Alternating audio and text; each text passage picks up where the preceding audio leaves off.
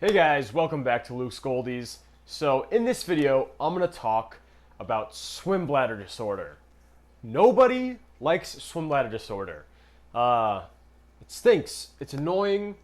Sometimes you just walk up to your fish tank and you'll see a fish floating upside down and you'll think, oh my goodness, what did I do wrong? What did I do wrong?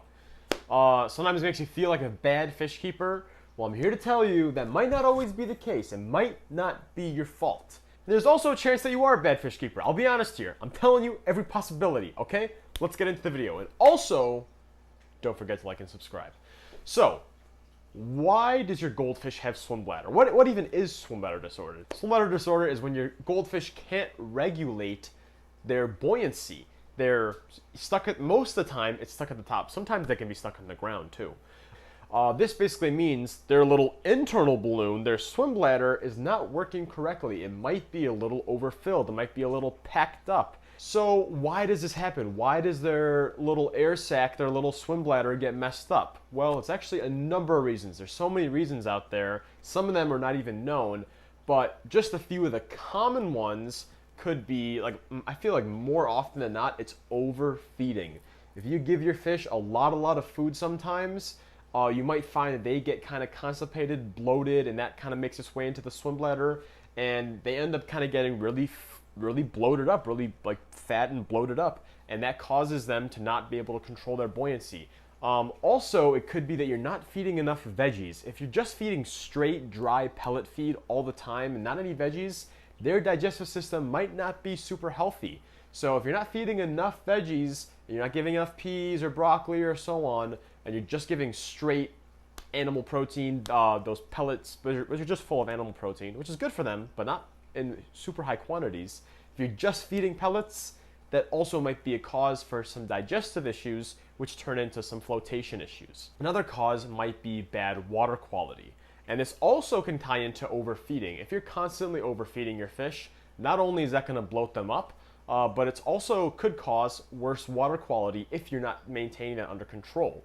And if your nitrates are basically always sky high, there are some studies out there that say that there is a higher chance of your goldfish getting swim bladder problems if the nitrate level in the water is too high. Another cause of swim bladder problems, and this is where I'm going to say it's not your fault, is if your fish genetically is predisposed to it.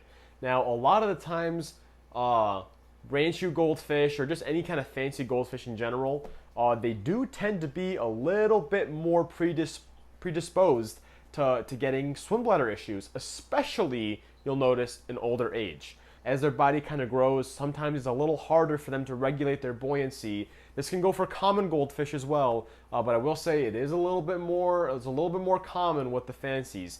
As they get older, as they get very large, they will start to have some sort of flotation issues here and there. Another reason that might not be your fault is that they've acquired an infection inside their swim bladder. Now, I'll say this is probably one of the less common reasons why your goldfish has a swim bladder problem. But if they get a bacterial infection that just kind of starts out in there, that could really mess with their swim bladder, and they could end up getting swim bladder problems from an internal bacterial infection.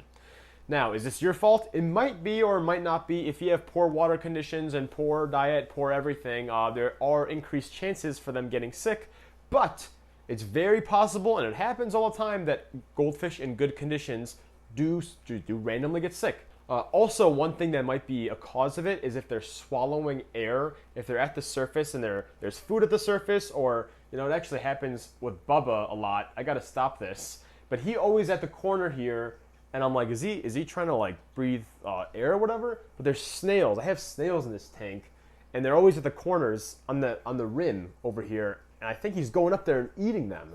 Luckily, he doesn't have any swim bladder problems, and he seems to have very good control over his swim bladder. But I do notice him at the surface, kind of eating food at the surface, getting a little bit of air mixed in there. So if your goldfish is swallowing a lot of air, that also might mess with them. So that's why I recommend against floating pellets.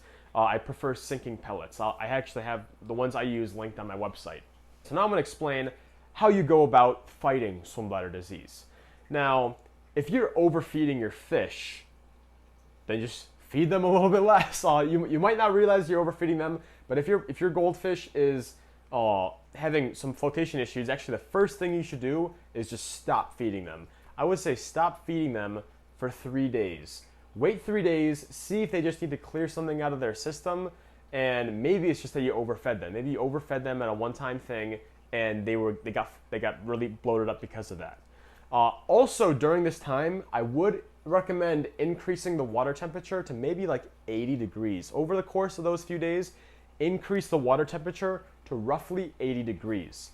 So that could probably take like a day or two, depending on what your tank temperature is already at. If you keep your tank temperature at like 78, you might not even have to warm it up. That's probably warm enough.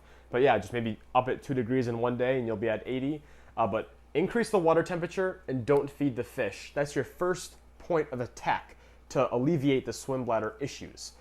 If that doesn't work, then you're gonna have to go further. But I think a lot of the times that might fix it. Don't feed for 3 days, and during those 3 days, keep the water temperature a little bit elevated. It'll help them speed up their digestive system and really poop out that stuff and really get them back on their fins, not back on their feet.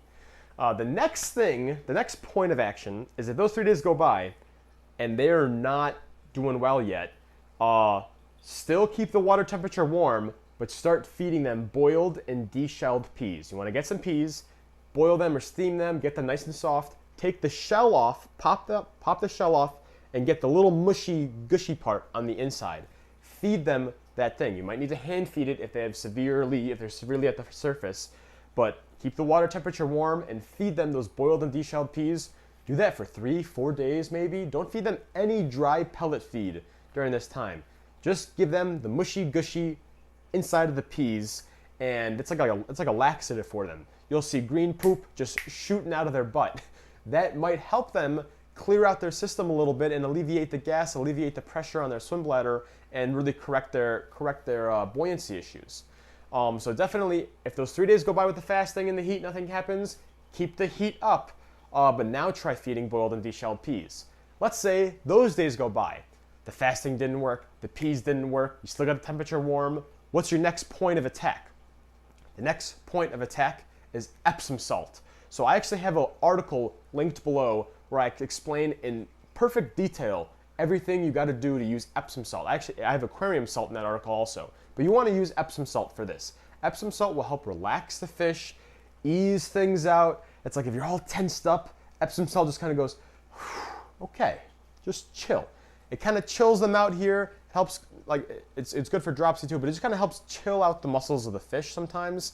And you can do Epsom salt baths and some Epsom salt in the water. I like to do both if the swim bladder problem is really kind of a bad problem. I like to do both in the water and baths. I have the instructions on how to do that linked below for how to do Epsom salt baths and dosing Epsom salt in the water. But Epsom salt can be very effective in helping just kind of chill your body, like chill the goldfish out a little bit and help fight that swim bladder issue.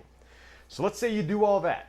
You do your Epsom salt baths for, I'd say roughly you want to do them for maybe 3 days, like once a day, maybe even twice a day, and then also having Epsom salt in the water, still keeping the temperature up. High temperature is good. It'll help speed up the metabolism. So let's say you do all that. The fasting, the peas, the Epsom salt, you're still coming up with nothing.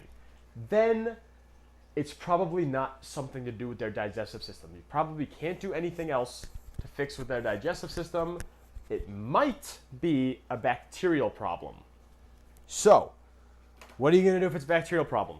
I like Canaplex. This is a good medication for bacterial infections. It does help with internal bacterial infections. You could also use metronidazole, also sold by CChem. I can probably link both these below.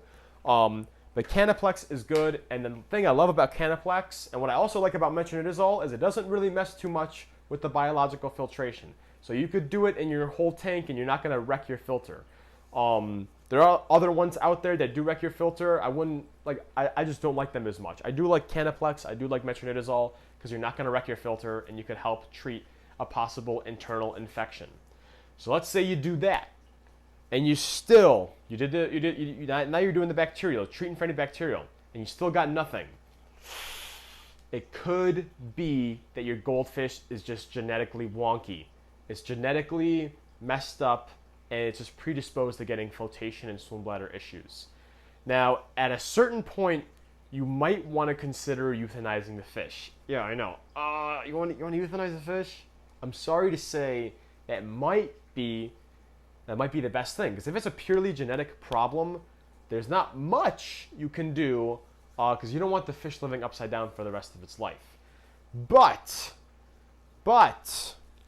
if you're willing to do the Hail Mary and give it everything you got, and you're going to say, well, if I'm going to euthanize the fish, I might as well give everything I can, you can do the final and harshest step and either take it to a vet, or if you don't want to do that, and like I understand vets are extremely expensive, it's extremely expensive to do that, you could try physically removing the air from the swim bladder. Now, I'm just going to say, like, I don't recommend you do this. Your goldfish will likely die. There's a very slim chance they're going to survive. I have a video on where I did it, and it actually ended up working out for Loopy. He did get better for 2 months before temperature swings killed him. But it's possible. It can work, but for a non-experienced person, it's a Hail Mary. You're probably going to kill your fish, but if you use clove oil and if you use it like how I showed in my Loopy video, there is a chance that you might be able to actually physically pull some air out of there and really just physically alleviate the swim bladder issues in the fish and help them that way. But I will say, like, I'm not a veterinarian. I'm not recommending you do this, but I will say there is a possibility, 0 to 100%, there is a slight chance that in doing that, you can fix your goldfish's problem. And at the same time, there's also a small chance that you're not going to screw up, and there's also a small chance that they'll survive.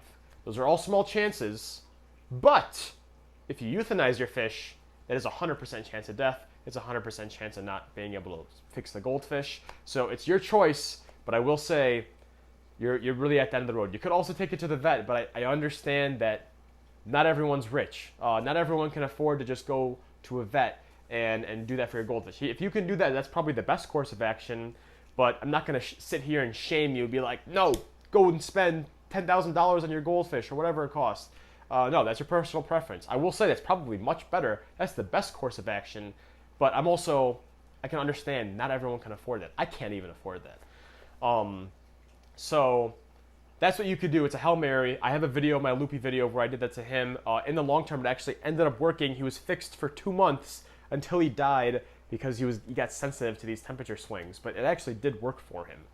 But basically, those are your steps what you can do to help cure your fish of its swim bladder problem. Now, long term, what are some things you could do to help just prevent them from getting it in the first place?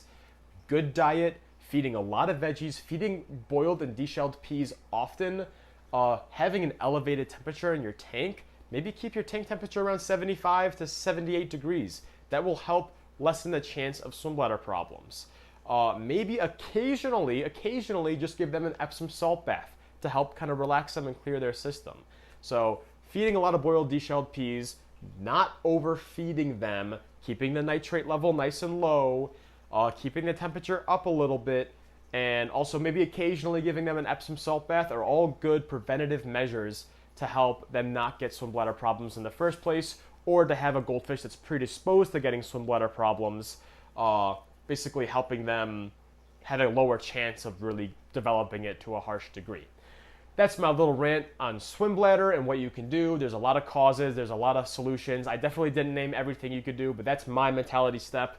Fasting, peas, Epsom salt, antibiotics, then maybe, if you're willing to do it, the needle. I feel like that should work for most people, but there are plenty of other ways you can do it. There are probably many other causes that I didn't really cover, but that's just the general gist of what's going to cause swim bladder disorder. Thank you so much for watching. That's all I have to say today. Don't forget to like and subscribe. Luke Scoldies, out.